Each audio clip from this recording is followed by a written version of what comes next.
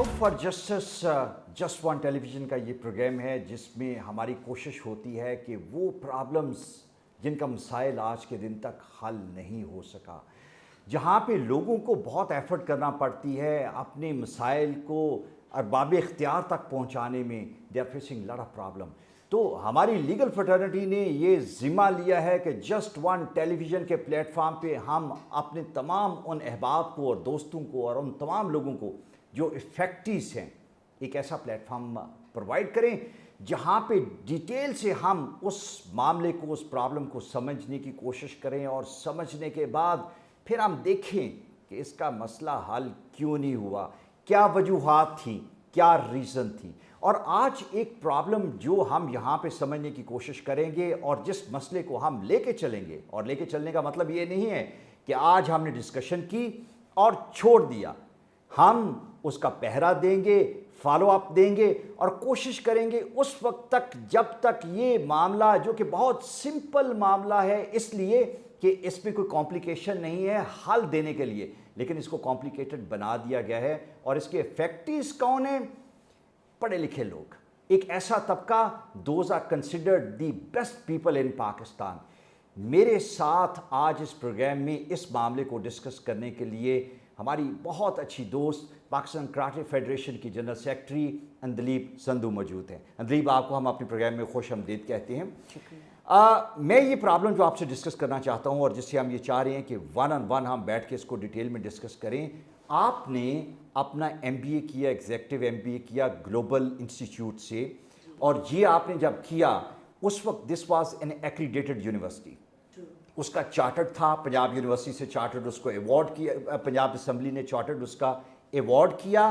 Chartered award करने के बाद आपने अपनी डिग्री कंप्लीट की, डिग्री कंप्लीट करने के बाद आपने बैंक ज्वाइन किया, बैंक में आप यू गॉट एलिवेटेड। अब क्या हुआ है? जी बिल्कुल, ये सारा आपने बता दिया कि चार्टर इंटैक्ट था। 2011 में नोटिफिकेशन हुई, मैंने ज्वाइन किया 2011 में, 2013 में मैंने अपना MBA कंप्लीट कर लिया। मीनवाइल मुझे जॉब, मैं बैंक में तो 22 ईयर्स से हूँ, तो मुझे जॉब मिल गई। I was at that time regional head फिनका micro finance bank. अब वो था कि उसके बाद मैं अल्फला ज्वाइन कर लिया, मुझे ज़रूरत नहीं पड़ी। अब मैंने दुबई में एक मल्टीनेशनल में अप्लाई किया, आई गॉट द जॉब, मुझे ऑफ़र लेटर मिल गया, सब कुछ हुआ है। उसमें रिक्वायरमेंट थी कि HEC रिकग्नाइज डिग्री। सो मैंने पोर्टल के ऊपर जो प्रोसीजर है उसको फॉलो किया, बट पता चला कि 2016 में ग्लोबल का जो चार्टर है, जो NOC है, वो सस्पेंड कर दिया गया है HEC की तरफ से। लेकिन 2016 में जब चार्टर को सस्पेंड किया गया, जी जी, उससे बहुत पहले आप अपनी डिग्री कंप्लीट कर चुकी हुई थी, और जब आपने डिग्री कंप्लीट की तो ये वो टेन्योर था जिसमें उसका चार्टर इंटैक्ट था। बिल्कुल इंटैक्ट था। सो अगर तो 2016 के बाद हमने की हो तो ठीक है, it is not HEC's fault, it was on the portal के जी सस्पेंड हो गया। बट जिस टेन्योर में हमने अपना एग्जेक्टिव MBA कंप्लीट किया उस दौरान में इंटैक्ट था चार्टर, लेकिन वो पिनलाइज हम हो रहे हैं क्योंकि जब मैं HEC का पोर्टल के ऊपर ग्लोबल को मैं वो ऑनलाइन रजिस्टर ही नहीं कर सकी, there is no option. So I went to the HEC और मैंने जो उधर जाकर पूछा कि जी ये क्या प्रॉब्लम है, there is no one two answer you. उन्होंने कहा जी ये इस्लामाबाद से ही होगा। आई सेड लेकिन किस लिए? खैर उन्होंने कहा जी इसका जो है कोई इरेगुलरिटीज़ ग्लोबल इंस्टीट्यूट की तरफ से थी और हमने उनका NOC सस्पेंड हुआ है। लेकिन अंदलीब, जो मैं समझने की कोशिश करना चाह रहा हूँ कि अगर कोई इरेगुलरिटीज़ किसी स्टेज पे हैं तो that has got nothing to do with you actually. Exactly, जो रेगुलेटर होता है उसका मामला ये होता है कि उसने वो तमाम फैसिलिटीज़ जो चाहिए होती हैं, जो एकेडमिक का पॉइंट ऑफ व्यू से इम्पॉर्टेंट है, उसको इदारा इंश्योर करे। जब उन्होंने वो तमाम चीज़ें इंश्योर की, जब तक इंश्योर की तब तक आप उसके स्टूडेंट्स थे। किसी स्टेज पे अगर उन इदारों को वो जो रिक्वायरमेंट्स हैं उस पर वो कंप्लेसेंसी शो करते हैं और उनका चार्टर विड्रॉ कर लिया जाता है, और इस दौरान आप अपनी डिग्री कंप्लीट करके आप जा चुके हैं, तो why should you B penalised? आपको क्यों इसमें, मैं I am just trying to understand कि मेरी समझ में ये बात नहीं आ रही कि ये वो टेन्योर है जब आपकी डिग्री कंप्लीट हो चुकी, आप जाके अपना काम कर रहे हो, आप अपने इंस्टीट्यूशन में बैठे हुए, آج کے دن میں جو میں کام کر رہا ہوں اس کی سزا آج سے 3 سال پہلے جو اس انسٹیٹیوٹ میں پڑھتے رہے ہیں ان کو سزا کیوں مل رہی ہے؟ یہ جو کویسچن ہے یہ 3,500 اسٹوڈنٹس کو نہیں اس کا آنسر مل رہا. 3,500 بندے ہیں جو اس سے افیکٹڈ ہیں, اور وہ 3,500 کا مطلب یہ ہے کہ وہ لوگ ہیں جنہوں نے ماسٹرز کیا, جنہوں نے ایم بی اے کیا, یا ماسٹرز لیول کی ڈگری ان کے پاس ہے. تو آپ کا کہنے کا مقصد یہ ہے کہ 3,500 لوگ وہ ہیں جنہوں نے بہت ایگزیکٹو لیول کی جابس حاصل کی, اور آج وہ تمام کے تمام چونکہ ان کی ڈگریز ان کو ویلڈ نہیں قرار دیا گیا, ان کو ویریفائی نہیں کیا جا سکتا, they been thrown out of the job. Is it like this? Almost وہ ہو سکتا ہے ان کی ایلیویشن ہوئی. اس میں ایک اور سویرٹی ہے, ایک تو ہے نا کہ ایم بی اے وہ ماسٹرز کر کے انہوں نے کیا یا بیچلرز, یہ وہ میجورٹی ایگزیکٹو ایم بی اے میں وہ لوگ ہوتے ہیں جو آلریڈی ایک پوسٹ ہولڈ کر رہے ہوتے ہیں, اب انہیں ایلیویشن چاہیے تو وہ ساتھ اپنا ایم بی اے کمپلیٹ کرتے ہیں. اور اس میں کئی بہت نیڈی لوگ ہوتے ہیں جو صبح نوکری کرتے ہیں, بڑی مشکل سے فیس جمع کراتے ہیں اور اس کے بعد رات پوری پڑھتے ہیں, کئیوں کے بچے ہوتے ہیں. آئی مائی سیلف سفرڈ, میری بیٹیاں ہیں, میں نے اپنی بیٹیوں کو وہ ٹائم نہیں دیا اور میں پڑھائی کی because I wanted to add value to myself کہ بہتر جاب کے لیے. اور اس کے بعد کیا ہوا کہ یہ سارا کرنے کے بعد مطلب ڈگری نہیں ہے کیونکہ ایچ ای سی کیوں نہیں ریکگنائز کر رہی. اس کا جواب ہم ایچ ای سی سے جا رہے ہیں, گلوبل انسٹیٹیوٹ جاتے ہیں, کوئی ہمیں جواب نہیں دیتا.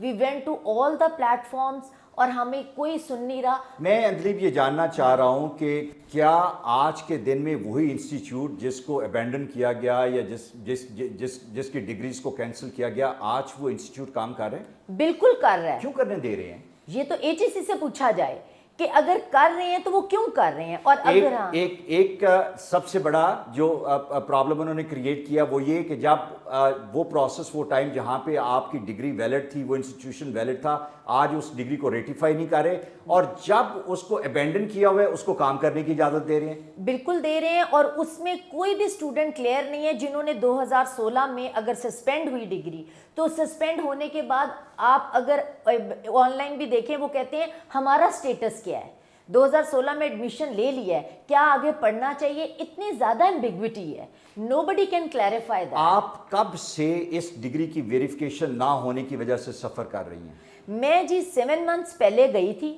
ڈگری ویریفائی نہیں ہوئی. میں اپنی جاب جو کہ ایک لائف ٹائم آپ کا ڈریم ہوتا ہے کہ مجھے ایک ملٹی نیشنل میں اتنی بیسٹ جاب مل رہی ہے, اب اگر ڈگری نہیں ویریفائی ہوئی تو میں وہ جاب جو اچھی جاب نہیں لے سکتی. پلس آپ کے کریئر پہ یہ دبا ہوگا. It's going to be very صرف کریئر پہ نہیں, میرے اپنی لائف میں میری بیٹیاں ہیں, آئی ایم سپورٹنگ دیم.